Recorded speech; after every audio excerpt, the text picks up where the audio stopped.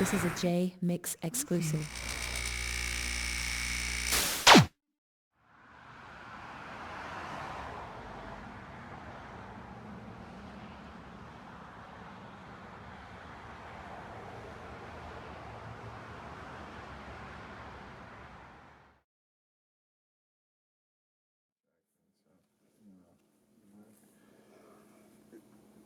I have to ask you, because the first thing that I noticed when I walked in this room is this big board that's sitting behind you. Yeah, my SSL. For those that don't know what it is, can you tell us a little bit about what it is and kind of the history of these? It's a 1987 console. It's a SSL 60 56 channel console, and it's an E series. And it's one of my favorite. I mixed most of my hit records that I've done. I've mixed on this type of console, and when I had the opportunity to get one, and I got this place, I said, man, that's the first place I got to start is with these Oshberger speakers that I got up there, and this console. And that's where I wanted to start. I needed my own at that point. And I just like the way it sounds. Got a good analog sound. And it's my thing. A lot of people like Neves, a lot of people like different consoles, but I really like the sound of this console. It's like a pair of shoes. Yeah, You sound pretty much, engineer, right? it has a different one that feels comfortable. Everything, feels comfortable, and you can get the different. Each one is definitely individual, but they all got the same type of sound to them. And I think, it's my thing, I like it. Whenever I was recording Death Row vocals, I would run a vocal. And really, there's all these external mic preamps and stuff like that. You can use compressors and everything, but I would run my vocal right through one of the mic pre's on the board, through a SSL compressor on the board. Probably a little a little high pass filter on it. And I usually didn't record with much EQ or any EQ, but yeah, I would use that as a sound. And a lot of people use different things, but it always works just fine for me.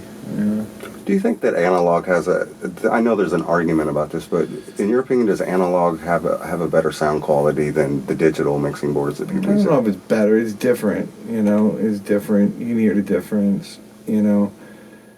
I think for what you give up in sound quality, maybe you could make up for in ease, user friendliness, cost. The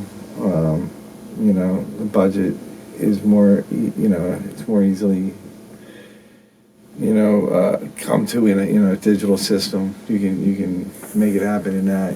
This was different, when I was working on these and Death Row and everything, there was one guy in the room that could work all this stuff and all this stuff back here, and that was me, There was one guy, and it was always like an engineer, but he had to be skilled at using all these analog pieces, the patch bay, where all those things go, where the amps go, all the signal path. It was a little different than now, You had to really be skilled and, know what you're doing to get a great sound out of it.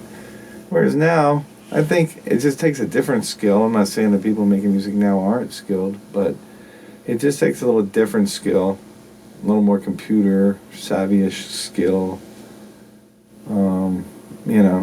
I still think that the cost efficiency of digital is way better than using tape and stuff, but that's again, you give up the sound of tape, But then again, tape, people argue that it didn't sound that good from the beginning because it always had hiss on it, and it always had, you had to make sure you aligned it right, If you didn't align it right, it was going to be off, And it might not ever be the same from session to session. So there's a lot of things and a lot of variables there you're giving up. But I like a mixture of it.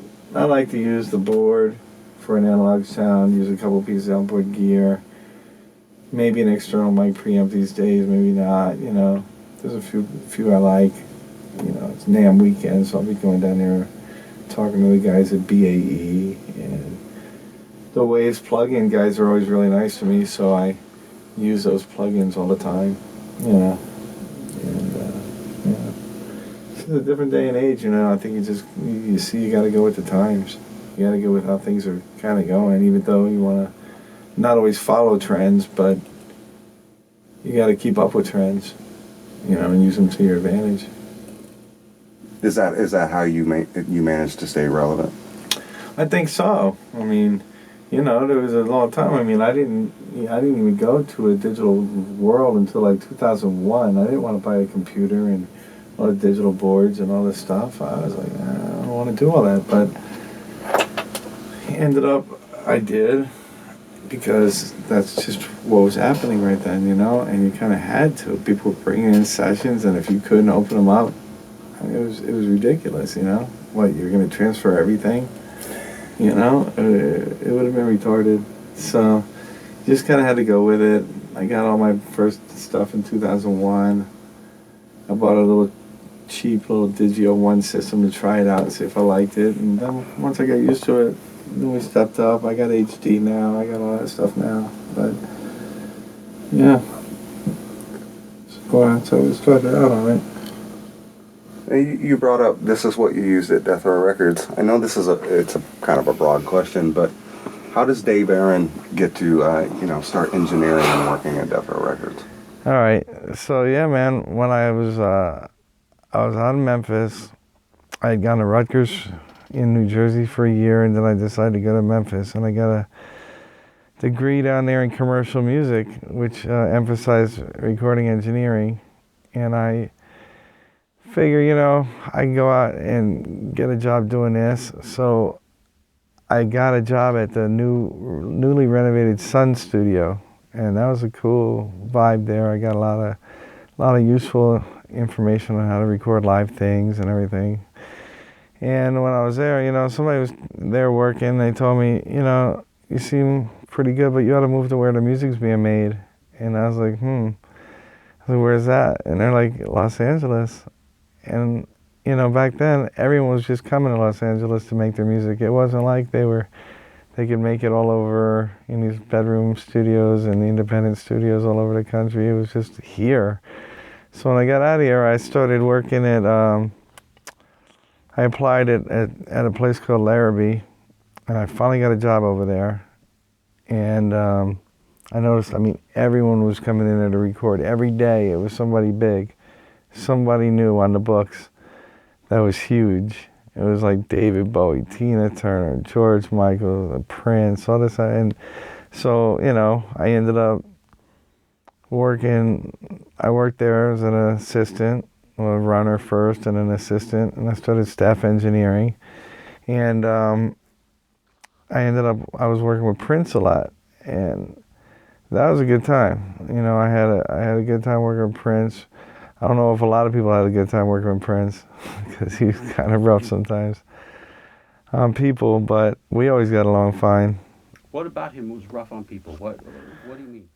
You know, he demanded perfection, and he wanted it immediately. And if you weren't able to deliver that, you know, he'd like be really hard on you. You know, especially he liked girl engineers, so he'd have like them running out crying sometimes. You know, and it was ridiculous. And luckily, you know, he liked me. I was in there giving him everything he wanted. And so, you know, that went a long way, especially even over to Death Row Records. I had gone over there because I'd been working with a lot of like gangster rap groups. There was this place over in Winsonic, a studio. And they had a band called Grand Jury who had that place locked out, and I was working with them a lot.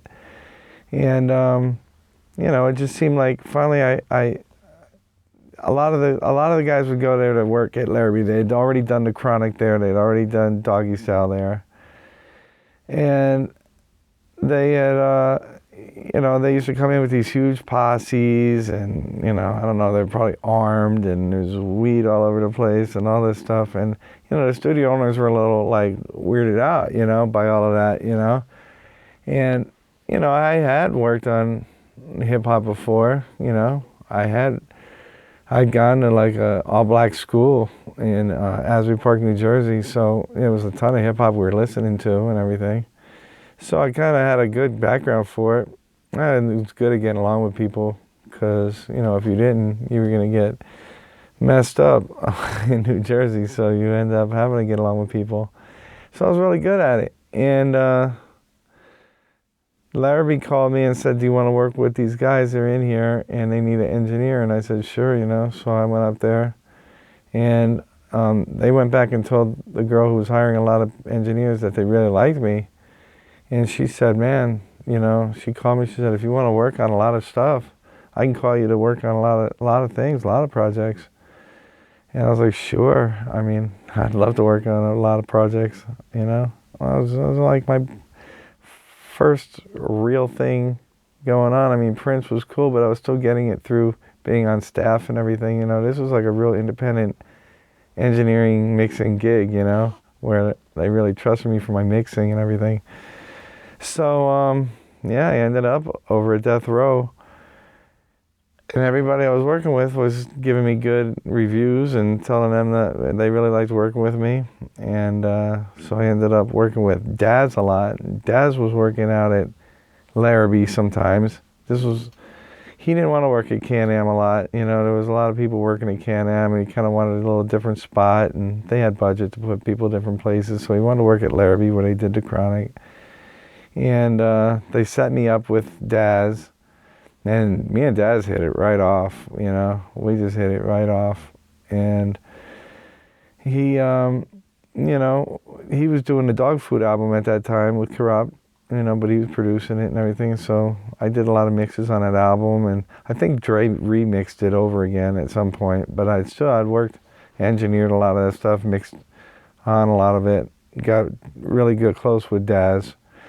And, Snoop would come in now and then, and he was working, he'd like drop some verse or something like that on Daz's stuff, on the dog food. And Daz was always like, yeah, that's my engineer right there, man, he's tight, and all this stuff. And, Snoop was finally like, hey, man, you want to be my engineer? And I was like, sure. I mean, I'll be all your engineers, because I just wanted to be working a lot.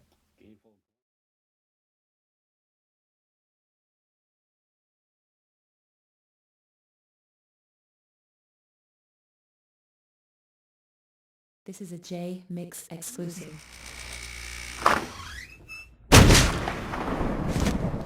What up, shut up?